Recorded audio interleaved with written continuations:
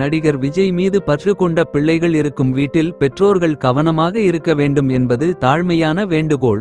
ஏனென்றால் அரசியல் களம், தேர்தல் களம் எப்படி வேண்டுமானாலும் இருக்கலாம். வெற்றி பெற்றால் கொண்டாடுவதும் தோல்வியுற்றால் உடைந்து போவதும் மனித இயல்பு. அதே நேரத்தில் யாரோ ஒருவரின் வெற்றி தோல்வி நம் குழந்தைகளின் மனநிலையையோ உடல் நிலையையோ ஏன் உயிரையோ கூட பாதித்துவிடக்கூடாது என்பதில் நீங்கள் ஒவ்வொருவரும் கவனமாக இருக்க வேண்டிய நேரம் இது.